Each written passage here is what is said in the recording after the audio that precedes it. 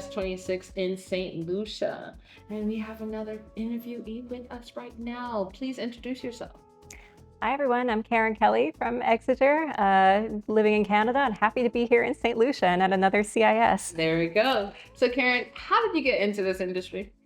Oh, wow. Long time ago, almost 20 years ago, started working for a firm that did background investigations, lots of different investigative work, including due diligence, and was lucky enough to be introduced into the investment migration sector pretty early on and grew from there. So, yeah, it's been a Nice. while. So, tell us about Exiger and what you do for them and who your clientele are and what's the unique part of their approach in today's market.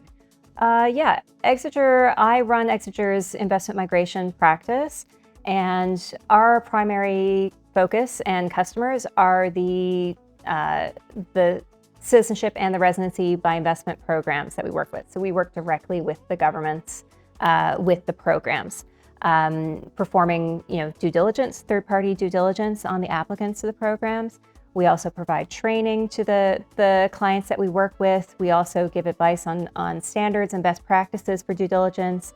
And for new programs, which do come along and are being set up, we can provide assistance with setting up the due diligence framework that they're going to need going forward. Understood. And so, listen, investment migration is at a real inflection point right now.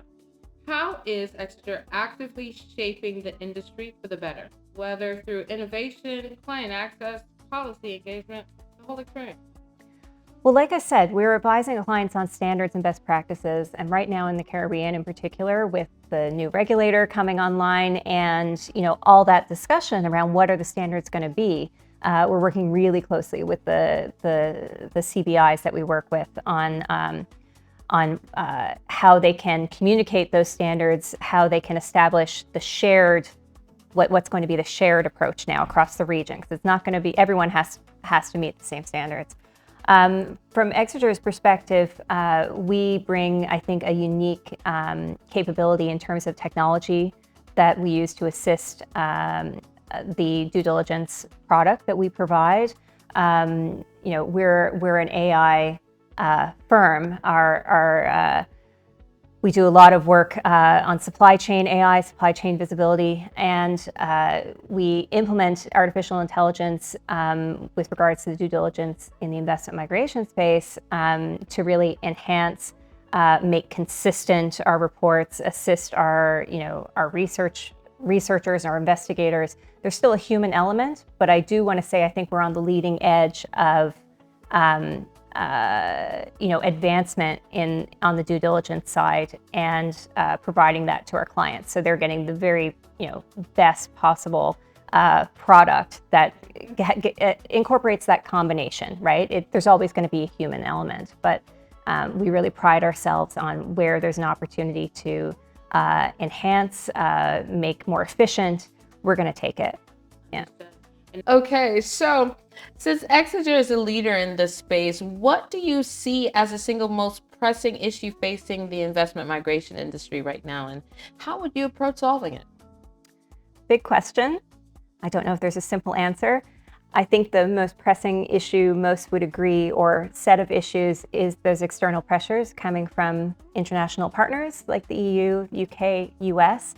And is there one single way to solve it? I think the programs in this region have done amazing work over the last, not just this year, but several years, just reinforcing, establishing standards. I mean, they have best-in-class due diligence, they have best-in-class processes and governance, and they've done everything that's been asked, and constantly the bar is raised, and that's out of their control. So I think what they're doing now, which is just saying, okay, let's present to the world the best possible program, and we're going to own it. And it is the best. It does have these standards in place. We're going to work with our partners, our due diligence partners, to continue reinforcing that and communicating that.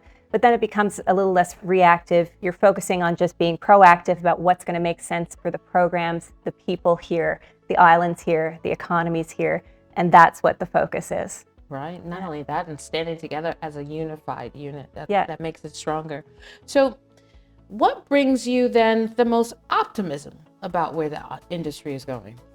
Well, just like you said, the standing together and now the approach, which is, there's, sometimes, everyone's got a little competition in them, a little competitive bone. But I think the islands are really, in this region, are really facing the challenge together and agreeing that if they don't work together, they all lose out.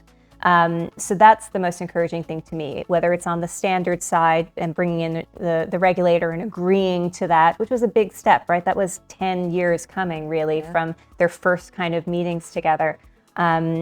So I'm encouraged by the fact that it truly does seem to be a regional coordinated effort and a recognition that sustainability only comes with that kind of approach. So final question. What has been your most memorable part of CIS26 and maybe what are you looking forward to? Well, I'm hoping the most memorable part is going to be tonight at the Jazz Festival. But also some of the cultural, like the dancers, we've seen some of the cultural elements, brought into the conference room and outside to greet us. And that's just so wonderful to get immersed in what St. Lucia has to offer. So I love that. I love that they've integrated that into the event. And then, yes, what I'm most looking forward to is we keep hearing about this renowned jazz festival, and I cannot wait to partake and see what it's all about. Well, this will be my first time at Jazz Fest as well. But the fact that you brought up the cultural aspect, I agree. So even coming from different islands, those things are just individual for each island. So it was a beautiful experience last night, the night before. It's been amazing. You did a great job dancing, gotta say. I don't know what she's talking about. Thank you for joining us. Thanks, Tessa. Really, really a pleasure to be here and hope to see you again next year. Yeah, definitely. See you guys later.